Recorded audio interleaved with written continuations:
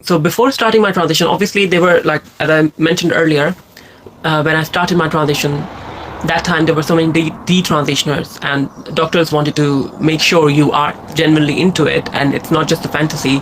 So before prescribing your hormones, because they did not want to get sued by detransitioners, and I was worried like if they will not prescribe me hormones, because I was very tomboyish. I was not the kind of person who was wearing feminine clothes 24/7, who was applying makeup 24/7, who was very camp. I was not like that. I was, if you, like before transition, if you would have seen me in my pictures as well, you guys have seen my pictures. I was normal looking guy. I wasn't like I might have been like little bit effeminate naturally, face wise and bone structure wise, but I normally never used to act like, as if I'm effeminate, or I never used to dress up and stuff. So I never was dressing up and stuff. For me, it was all in my head, who I am. And that's why I was a bit worried that, am I actually trans, or am I just a feminine gay? That's what I was asking myself before transitioning. That's why I did not transition at very early age, because I thought, well, maybe because I might be just a feminine guy, I might have this different soul, but maybe I don't need to transition because I can live with it at that time, I thought. But my idea to transition was not to wear that I wanted to wear feminine clothes, that I wanted to do makeup, that I wanted to look a certain way or something. That wasn't my idea for transitioning. My reason to transition was I was getting more dysphoric when I was looking at my face in the mirror and my body in the mirror.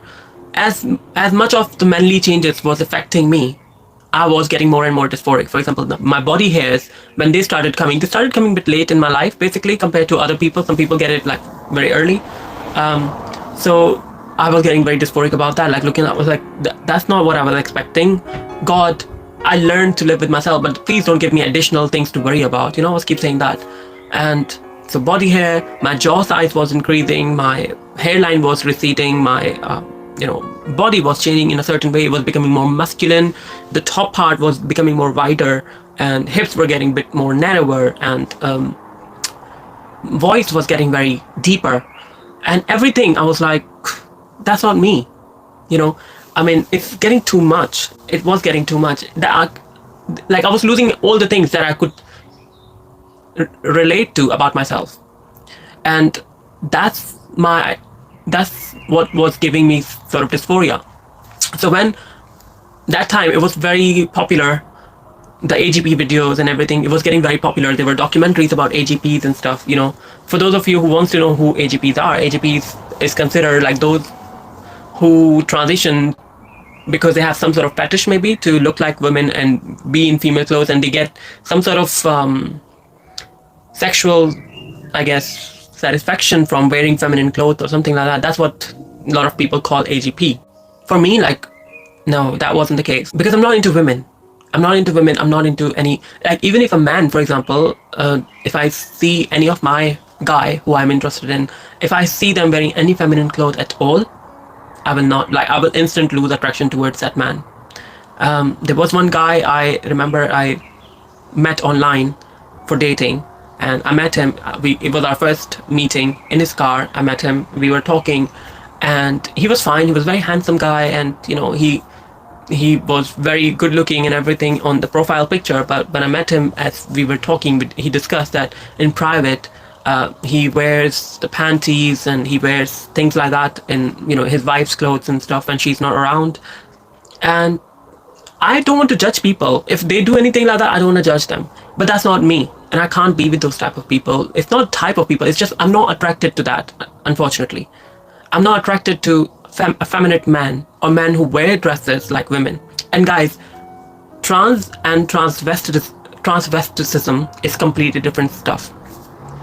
In early days, but later on it was becoming very different. And by the way, that person who I was talking about, the one I went on a date with, the one who said he likes wearing his wife's stuff, but he wanted to date me. And now I know he transitioned, by the way.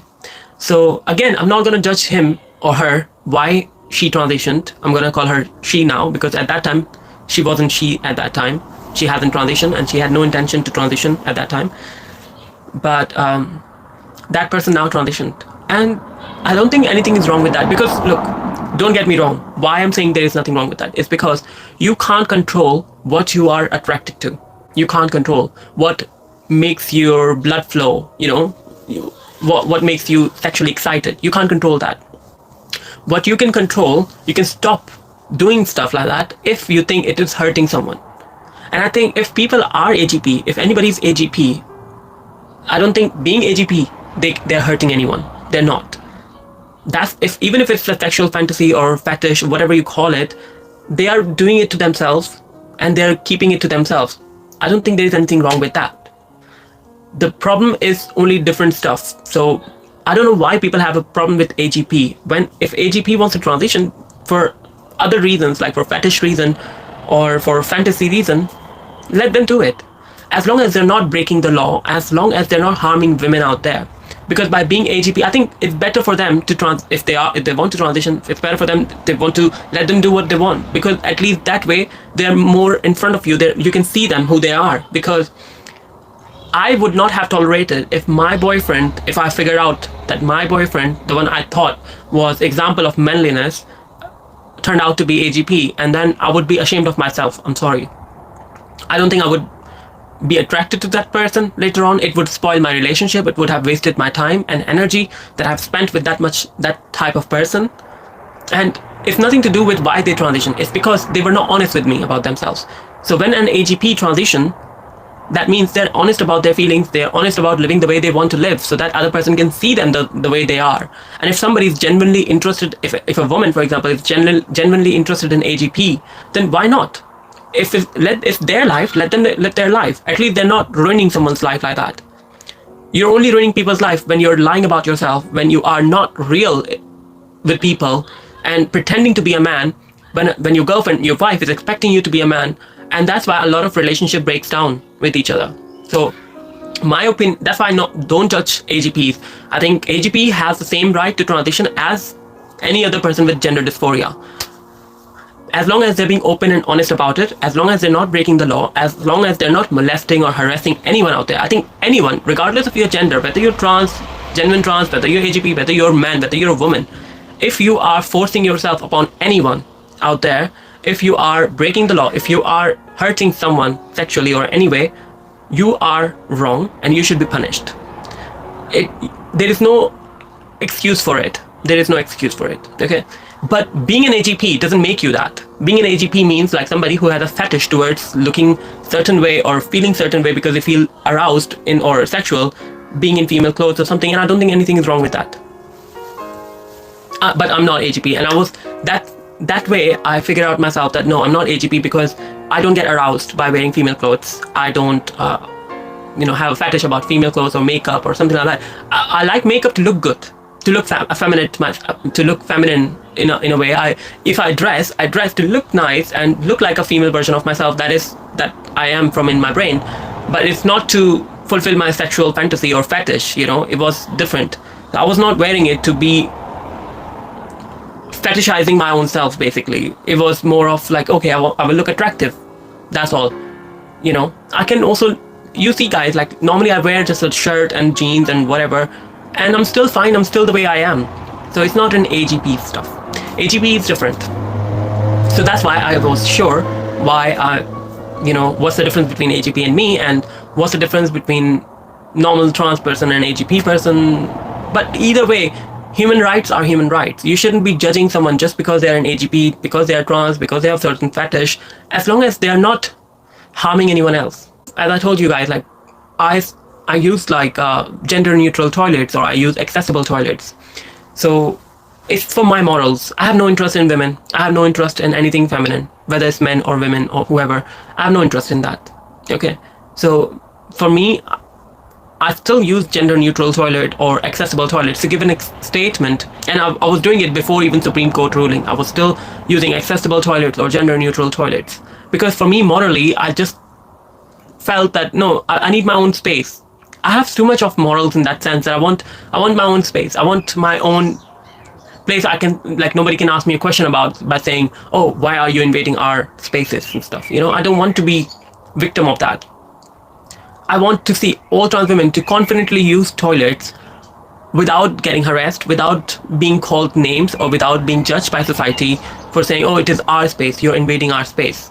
Because if a trans woman is using men's space, she's not a man. Trans women are not men. They may have biological parts when they were born, but now who they are is their identity, and is who they are is actually because they look different. There are certain biological changes as well that happens with the help of hormones. So they're not complete like there's a difference between men and trans women. So it's not fair for trans women to use men's toilet. It's not, and a lot of biological women say that, oh, they shouldn't be using our toilets. And I know a lot of women don't say that, but some women have issue with that. But either way, I want LGBTQ or trans people to have our own toilets, I think, because then we don't have to rely of being judged or being misjudged by people, or or being a victim of hate crime or something. I want everyone to be safe. If we were living in an ideal world, well, where nobody had a problem with anyone, then yeah, why not? Anybody could use any toilet, to be honest. There should have been just one toilet for all genders, and everybody would have been safe. But unfortunately, the world is not like that. The world is full of people who will manipulate you, who will attack you, who will, call you names, who have judgment towards you, or, some sort of idea or nastiness for no reason. So it's better to be safe in your own environment where you can be safe. So I think we need to have, that's why I really get upset when I go in certain shopping malls or somewhere, and then I see like certain accessible toilets are locked, and you really have to find a staff to ask for a key and to prove that you can use accessible toilet because they're locked. They shouldn't be locking it, to be honest. Anybody can use it. Like single sex spaces are very important for everyone. There should be single sex spaces. There shouldn't be spaces for like group toilets or cabin toilets for everyone. No, toilets should always be single sex toilets for everyone, whether it's men, women, or trans. There should be only single sex toilets for everyone. Then nobody will have an issue with anyone. Nobody will have complaints. Single sex toilets will be great.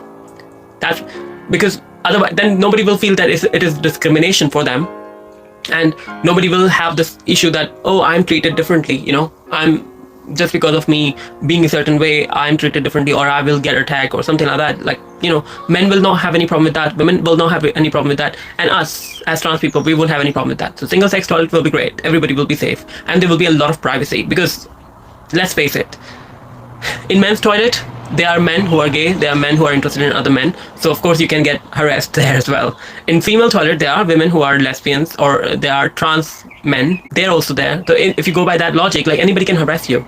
Anybody can harass you, Female can harass another female. Female can harass another person who is child or someone.